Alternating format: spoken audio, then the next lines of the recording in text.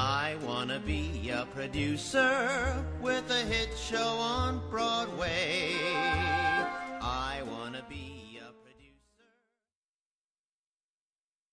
Hello everyone, welcome back to the Producer's Perspective podcast. Spring has finally arrived here on Broadway, and as most of you know, spring is the busiest time of our year. We've got openings just about every single night, and sometimes two in one night. And you know who is the busiest during this time of year? It's not producers, it's not general managers, it's the ad agency. Because not only are there more shows opening, but the stakes are much higher now. The shows are opening now not only because there are more people seeing shows this time of year, but because they all want in before the Tony deadline. All these shows are trying to get those nominations and then win that Tony Award, and they use advertising actually to try and do it. It's a very big awards lobbying technique. I call April and May the Broadway cage match. Get 20 shows go in, only one emerges. And because we're in the middle of that cage match, I thought we'd speak with one of those very busy ad agencies. So today I'm sitting across from Elizabeth Furze, managing partner for AKA Advertising. Welcome, Liz. Thank you, Ken. Not too busy for you. Thank you very much. As you can tell, Liz is from New Jersey. That's not true. I'll let her tell you the whole story, but Liz came over from jolly old England not too long ago to establish the New York City base of AKA Advertising. And just a few years later, they are now a huge part of our landscape with such clients as Les Mis, Hand to God, Wolf Hall, Matilda, Spider-Man, all the way, and many, many more, including a host of nonprofit institutions, including Manhattan Theater Club, New Group, Vineyard, etc. I've had the pleasure of working with Liz and AKA on It's Only a Play and Macbeth, and they knocked it out of the park on both of those shows. So tell me, Liz, tell me about how AKA and you managed to land here on our shores. So, it's a fairly long story, but I'll try and say it in a succinct way. I moved here in 2008, summer of 2008. I'd been working in London for 8 years at that time, working on West End shows and seasons, including the Royal Shakespeare Company. I'd launched Jersey Boys there. In 2007 and 2008, I was spending more time doing international brand management. So Dirty Dancing, which was a musical which I'd launched in the West End, was opening in Toronto and is starting a US tour, and also opening out across Europe. So I was spending more time here. And that led to conversations with Working Title, who were producing Billy Elliot, the musical, here at that time. They were in their very early pre-opening stages. And they're a London-based client who, up until that point, had more experience producing movies and had only worked with AKA London in the theatrical environment. Their experience working with AKA London was very much one of a full-service philosophy. So they were used to being able to pick up the phone and have a conversation about advertising, marketing, digital, any part of the campaign with the same group of people. And at that time on Broadway, it was very much more focused on advertising agencies, separate marketing agencies, separate digital agencies, and that was the situation with Billy Elliot. So I initially came over here working with Working Title to do 6 months of working on Billy Elliot, essentially almost acting as an in-house marketing director, although I was not in-house, but pulling together all of the different elements of the campaign and making sure that everybody was moving in the same direction at the same time.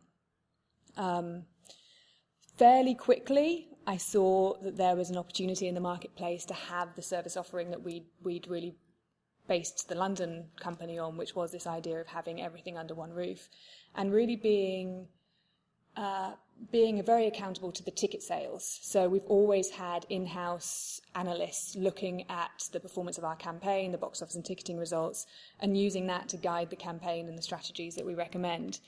So I stayed over and above the 6 months, and it was interesting because it was around about 3 months after I got here was the economic crash of 2008. So that was a really interesting time to be in the market here, and I think that it was one of the things that contributed to producers wanting to look at what their various options were. In addition to that, there were some producers that had perhaps previously had in-house marketing directors on staff that no longer had them on staff. So I picked up a few projects, one of them being A Little Night Music with Catherine Zeta-Jones, where I essentially worked alongside the agencies working on that show as a marketing director. As the business grew, we got to around 2010, summer 2010, and that's when we launched the full service agency. My business partner over here, Scott Moore, who's fabulous, joined us, and we launched the agency that summer. with very little fanfare, just a few phone calls, and it was off to the races, so to speak. And Scott Moore is actually I've known Scott since 1993, when he was the first company manager I ever assisted. I've known him a very long time and was glad to see him land at an agency because I've been following his marketing prowess for years. Now, let's go back a few years before that. Where did you catch the marketing bug? What about it excites you? Well, I trained as a journalist. That was my initial career path, and fairly quickly coming out of that training, I went and worked in PR for a minute, and then started work in this industry. So I've been doing it my entire adult career, essentially. I started at AKA at a fairly young age, which I shall not say here because people would then be able to work out my age. But at a fairly young age, and AKA London was very small at that time. I think there were about 12 people in the London office, which of course now is close to 150, I think. And the good thing about that was, for my own personal experience, was that the company wasn't divided into departments at that point. Really, if you were working on a show, you did everything on that show, from inputting the box office data to making partnerships and promotions with the brands that you wanted to work with, to booking the media. There was less online at that time. It was around 2000. But really you were responsible for everything, and it really instilled in me a very holistic understanding of all of the different components that it takes to sell tickets for a show. You would be at the theatre every night seeing the people that you'd essentially driven there, and it created a huge amount of responsibility to that. And I think that it was seeing the change that you can affect in the campaign that you run was the thing that really kind of excited me about advertising and marketing, and has driven me to continue doing it ever since. So you're one of the few people that have actually worked in the trenches on both sides of the pond, on the marketing and advertising, literally handling the show, the specifics. A lot of people produce on both sides, but not as many people get their hands dirty in it. What are the main differences between advertising and marketing on the West End, London, versus Broadway? There's a few. Not necessarily the biggest difference, but one that certainly springs to mind is the ticketing landscape is quite different, or at least historically has been quite different. Ticket agents, we call them in London, will be given allocations of tickets when you're putting the show on sale. And what that does is it creates a situation whereby there's multiple agents who are helping you market your show because it benefits them. So in some ways that gives you more marketing assets to work with that perhaps don't cost the show money on their budget. They cost the show money on an inside commission. And obviously we've seen the way that the brokers work in this market. That's starting to change on Broadway, and I think it's going to be really interesting as we see things like Today Ticks coming into the market, how that's going to change the Broadway landscape moving forward. So that's one piece. Another piece is the price of everything. So I think had you even had this, if we'd been talking about this even a year ago, I probably would have made more of a point of the different costs of advertising. The gap is becoming smaller year on year. But ultimately, it's a well-known fact that it costs less money to produce a show in the West End, and that extends across many things. Of course, there's the unions, which keep some costs down in London, but also staffing costs are less. So within the advertising and the marketing business, people have lower salaries in that world. The media itself is less money, so people's advertising budgets are not quite as large, which means, again, the cost to produce the show is slightly less. So that's interesting. I was actually speaking to a colleague in London a few days ago about what they're spending now. Obviously, I haven't been there for nearly 7 years. And the play budgets, on average, a play budget pre-opening is still around £65,000, and weekly is £10,000 to £15,000 a week that they're spending in media on their full-service ad campaigns, which is a pretty big difference. The type of media they're buying is also different, although not completely different. Less TV. Musicals rely incredibly heavy on TV buys here, and again I think that's something else that's going to shift and change over the coming years, but for now are spending a huge amount of money, a huge portion of their budget on TV. In London, some of the bigger musicals will do TV, and when they do, they'll do it for short bursts. So they might do 4 10-day, 2-week bursts of TV a year, as opposed to a more consistent presence that we would have on a large musical here. There's a lot of outdoor in London, so London Underground, you take a lot of advantage of London Underground posters, the 4 sheets, the bus shelter campaigns. You spend more money outdoor there than I think you spend here, even taking into account the cost of Times Square billboards. I should probably look at that. Online, of course, is a component there and has grown in the same way that it's grown here. And print advertising is, I wouldn't say that they spend more money on print, but there's certainly a larger presence of print advertising in the UK, not least because there are more publications, there are more newspapers in England that target a theatre-going demographic than perhaps they do here. So you have the Times, the Telegraph, the Guardian, the Independent, to a slightly lesser extent, has a smaller circulation, and the Evening Standard, are all publications that will, if you're running a print campaign, you'll run in those papers, as opposed to the conversation we have here, does the New York Times in print still work? And it's a question that we all ask ourselves, and this comes up in multiple ad meetings every season. So there are some of the differences to the campaigns. There are perhaps fewer people in the room in London. Partly the full service agency philosophy is much more established there, so I think that producers are used to having fewer advertising professionals in the room, and there are also fewer producers in the room in many instances. We'll get to that in a second, but you raise an interesting question. You said a question that comes up at almost all of your ad meetings now is whether or not the New York Times print actually works. Well, what do you think? You're the expert. Does a full page ad in the New York Times work these days? I think every client has asked me my opinion on that, and they will all tell you that I feel that it has its place for the right show at the right time with the right message. However, one shouldn't expect to place a print ad in the New York Times and necessarily see the immediate uptick in sales that perhaps it once created. We're incredibly big on layered campaigns. It's part of this whole full service integrated philosophy is you can't expect one thing to work on its own, whether that be a New York Times print ad or a TV campaign or a direct mail campaign dropping. These things are all creating impressions, and to some degree there's a message in the medium itself. So for launching a play, Wolf Hall, for example, is a play that we're working on at the moment. We found terrific success with print ads in the New York Times for that play. It speaks to the literary audience as well as the RSC audience, and of course it's just garnered terrific reviews, so it's a great showcase to be able to position those reviews in a heftier way than you might be able to do on TV. Interestingly, with Wolf Hall, there's also a TV series running at the moment for Wolf Hall, so it creates a situation whereby you have to consider which mediums are best for that show at that time, and when you're dealing with situations like that, sometimes you go, okay, well, let's move it to a different platform where we can own the theatrical sensibility that the plays have. So yes, I think print is not dead, but it should be considered in a different way to the way it was once considered. And I would like to answer that question every year, because I think the answer may shift every year as other mediums develop. I think I'll never forget, I think that's the perfect answer. I'll never forget the first day of Macbeth and the look on everyone's faces when I said, I think we should do a full-page ad in the New York Times, because I agree, there's a place for it. It just has to be the right show and the right message you want to convey.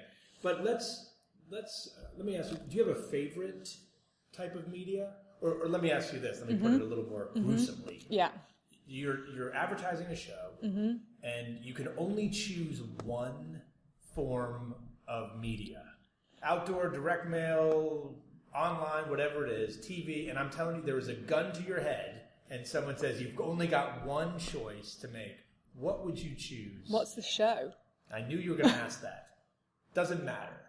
I just was going for your favorite, or whatever you think would be the most effective, regardless of the show. I will answer your question, but I would say that I think so much of it is based on what the show is. Every media mix is and should be different for the show that you're representing. However, gun to my head, don't know the show, have to pick a medium. I would say at this point, probably online. And the reason I would say that is because you can do both what television does and what print does in an online environment. You can give people long-form content. Native advertising is really taking off now in what I would refer to as real-world advertising. So we're starting to utilize it more in theatrical advertising. So we can provide people long-form content. We can give them the kind of detailed information that a print ad might have once historically done.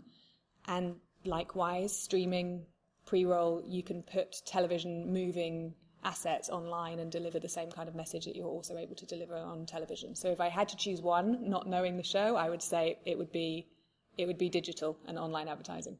I didn't expect Liz to actually answer that question, so I'm glad I got that out of her. I think I qualified it enough. Very good. Now, listen, it's not uncommon to hear producers around the city complain about anything or everything. But one of the common things that we often gripe about when talking about ad agencies is, I always hear the same ideas. It's like the handout they gave me, it could have been from the meeting before me, and they just changed the title of the show. Now, what I love about your agency is I never feel that when I walk in the door. I always feel like there's something new and fresh, and I'll let you even talk about your moment of zen at the end of every deck. But how do you come up with campaign ideas? What's your process for, okay, we're doing a new musical, it's called Coffee Cup the Musical, then what? What's the process? Thank you, firstly, for everything that you just said. It's something we really strive for, so I'm really pleased that as a client you've noticed it. We're very collaborative. The team is incredibly collaborative with each other. We spend a lot of time brainstorming across departments. And I think that's really useful because it allows us to really come to a shared vision about what we want to achieve for any of our shows. And that vision could be something like a creative message. So, for example, Matilda, one of our musicals, we've just put out a TV commercial using the song from the show When I Grow Up and the hashtag When I Grow Up. And that wasn't just a conversation about, okay, well, let's make a TV commercial and put it on TV. It's what do we want to say about the show overall, and how can we do that in all of the different assets that we have available to us? I think that, we have a mantra internally. I've always said to my team that we have to think about these shows individually. We have to find the right way into each of these shows to find their audience and to speak about them in a different way, because otherwise it does become like wallpaper. It was interesting. I was speaking to a friend of mine this weekend who doesn't work in the industry but is a creative director, and I said something about a new TV commercial that we were putting out, and he said to me, "What does it say? The New York Times says it's great." And I said, "No, actually, we haven't used quotes." And the shock and horror that a theatrical commercial would go out into the world without that kind of formulaic, this review said this review said that. So I think it is important that we continue to question ourselves and each other and our clients. How can we do this differently? And is there a more efficient way of getting the specific message out about a show to an audience that isn't perhaps what you had previously considered? I think I'm talking in circles slightly, so forgive me for that. But the other thing I would say, and I think this is where the challenge comes in, and I know that you and I have discussed this in the past, is that Broadway is incredibly risky as a business entity, and that we're often weighing up. I think producers and agencies are forced to weigh up the pros and cons of doing something new versus doing something tried and true. And when there are so many plates to spin and so many risks to take with putting on a show, it's incredibly difficult sometimes to say to a client, this thing's never been done before, and we don't know if it will work.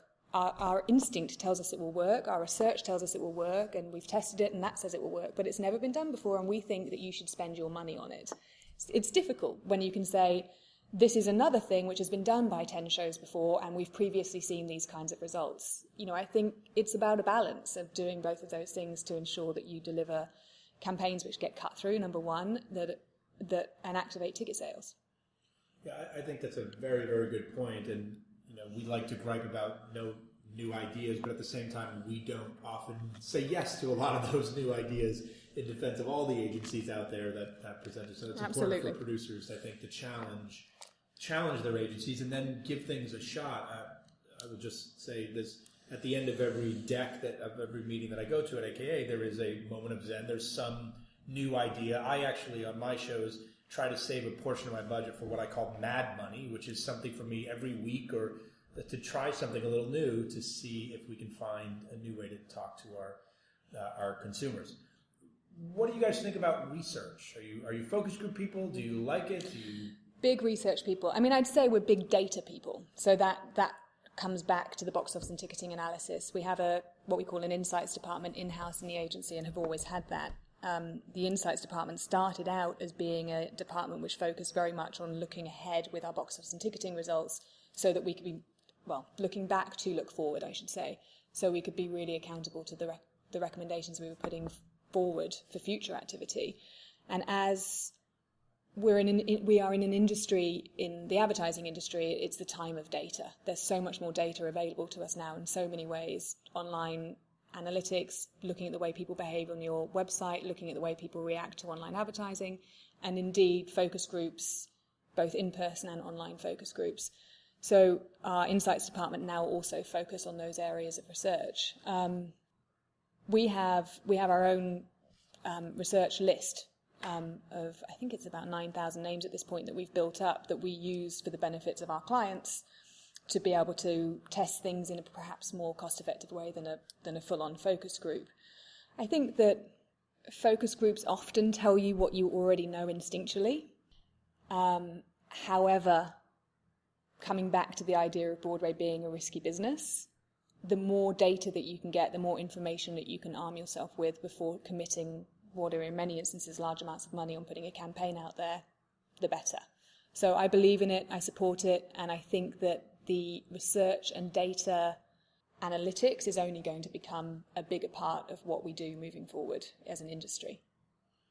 One of the things that I love about the industry, but is also very challenging, I'm sure, for vendors, is that we have a lot of people that didn't grow up in our industry that decide to get involved in it, or maybe not even from the business world. What do you recommend to people that they do before, if they've never been in an ad agency, how should they best prepare for that experience, or what should they learn? What's the training ground for producers even before they start working with an ad agency? We will see producers, co-producers, investors coming into meetings in the early days and certainly observing, watching the landscape, seeing how lead producers interact with the advertising agencies and really taking a note from that. And I think that's incredibly smart. I mean, listen, even things like the CTI courses are really good for getting a very kind of black and white breakdown as to what the elements of advertising and how to advertise the show are. I'm actually doing one this Sunday. I think the biggest thing I would say, though, is just to talk to your colleagues, to ask questions and to listen and observe. I think one of the things I really enjoy about this business is I've never been in a situation where someone hasn't wanted to give back. So I mentioned CTI. I love doing those things because to have the opportunity to talk about the theory of what we do and why we do it and how we do it and what works and doesn't work is really terrific. And I think that any new producer that wants to or is moving towards leading their own projects, I think that any colleague, co-producer that they asked for their advice and their opinions on this, I think that they would share that information freely, willingly. What do you think the media landscape is going to look like in a decade from now? Where do you think Broadway shows will be advertising? It's a great question. We talk about it a lot. I mean, it's all about digital. And when I say digital, I don't just mean online advertising in necessarily in the ways that we see it today, although I think that will be part of the landscape as well. You can see that outdoor is going digital. Radio stations are going digital. Print, obviously newspapers have already gone digital. So I think that what we will see is that more and more and more of the platforms that we utilize to advertise theatre are going to be in a digital environment, and that could be a digital billboard versus a still billboard, streaming versus typical TV. The TV question is a big one because I think the same conversations that people have been having for the last 5 years about is print dead is going to be a conversation we're going to be having about TV in the next 5 years. I think, we'll be sitting here and you'll say, but should people still advertise on TV? And I'll say, right show, right time, right message. But the fact is that industry is changing in the same way that the newspaper and magazine industry changed with the advent of online. And we would be stupid not to embrace that at the earliest possible moment. So I think overall, if I had to give you that answer in a nutshell, which I realize I have not done, is I would say it will be a more targeted campaign in mostly digital formats. And the targeted thing is interesting. I was talking to some of the team members about this recently. So much of the advertising and the marketing that we're able to do at this point is becoming so much more targeted, which is brilliant because it helps us utilize the budgets to the best possibilities. But email blasts at this point are becoming a lot more targeted. Direct mail is becoming a lot more targeted. I think as we move in terms of how you're selecting who you're actually reaching, you can select by when they typically buy tickets, the price point that they typically spend, and so on and so forth. And I think as we move from TV into utilizing more online and more streaming, behavioral targeted, for example, it's interesting for what the future looks like, because we know we have a challenge on Broadway whereby we have a smaller group of people buying multiple tickets and we're not necessarily generating new audiences. And I think the more targeted these campaigns get over time, what does that mean in 5 or 10 years' time when we can be so specific about who we're reaching that we're not reaching anyone that might be on the fence about going to the theatre to bring them towards wanting to be a theatre goer in the first place? It's a question that I think we should all ask ourselves. That is a scary question. Does more targeting actually narrow the potential audience? I don't know yet, but it's something we're looking at. Scary. You are in the midst of Tony season now. If someone said to you, Liz, I want to win a Tony Award, and I want to advertise to do it, what would you do? What would you tell them? Is there now a advertising playbook for winning a Tony Award? No, I don't think there is. I mean, I think advertising can help sell tickets, but ultimately it's not going to be the thing that... I don't believe that there's a step-by-step advertising guide to winning a Tony. I think that certain choices about what you're saying in your advertising, when you're saying it and who you're saying it to, can help push the dial in a certain direction. And it can also hurt you. The wrong advertising can hurt a Tony campaign, I think, is also something that should be considered. There's another interesting thought there, that actually advertising to win one could lose you one. You've worked with a lot of producers over the course of your years here. Which ones do you like? I like you, Ken. Oh, thank you very much. Not just because you're sitting opposite me and representing one of our fabulous shows right now.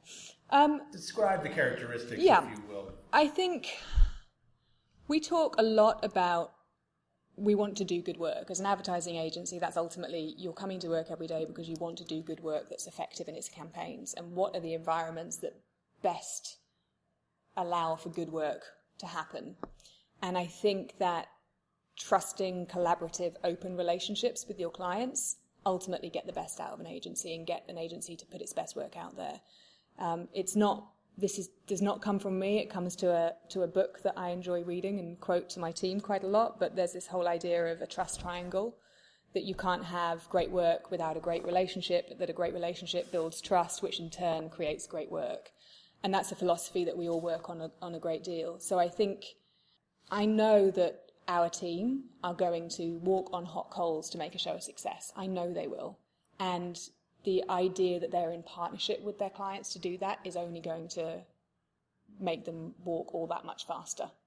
So open, trusting, collaborative clients that are willing to take risk. I have a lot of listeners and readers out there that are producing their own shows, just maybe on a slightly smaller scale than what you're used to working with on a day-to-day basis. But they're all trying, of course, to get the word out about the show. Mm-hmm. If you had a very small show, very teeny tiny advertising budget, what would you advise someone doing a showcase, for example, like in my 150-seat theater, or even in their hometown in Chattanooga, Tennessee? Mm-hmm. What would you tell them to do to try to get the word out and put butts in seats? I think on that scale, utilizing the team that you have is the first thing. So everybody has the ability with with most people, particularly in our industry, having social platforms now that they can push information out on, I'd say really look at your own team and say, okay, what are you putting out there on your social platforms, on everyone that's in your cast, on the people that work at the box office in your little venue? Make sure that they're putting the word out there for you across their platforms.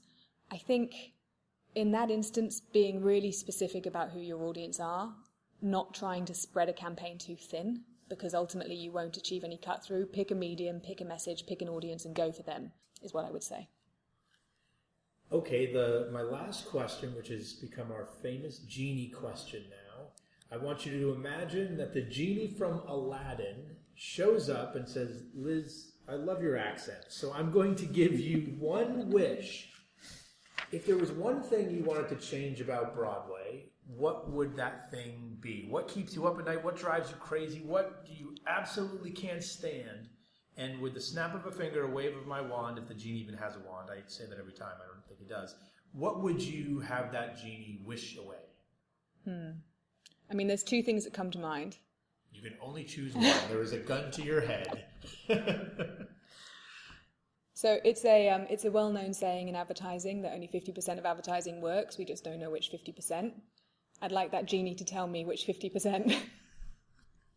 Very good answer. The second one, I'll let you squeeze in the second one. I think that as an industry, I would love to see us all embrace the idea of what we can do and how we can do things, as opposed to, I think, something that happens to us on occasion, to us all, is we focus a little bit too much on the why we can't do something in our industry to move it forward. And I think we have to be forward-thinking all the time to keep Broadway and to keep theatre at the forefront of its game. What was the name of that book that you recommend, or that you... It's called The Art of Client Service. The Art of Client Service. We'll throw a link to that in there. Yeah, it's fabulous. It's by a gentleman called Robert Solomon. Got it. I make all of our client service team read it when they start. Nice. Required reading at AKA. Okay, I will let Liz get back to her very, very busy Tony season. She's got Tony Awards to win, even though advertising can't do it, as she said. So thank you very much for doing this, Liz. Thank you all of you for listening, and we'll see you next time. I'm gonna be a producer. Look out, Broadway.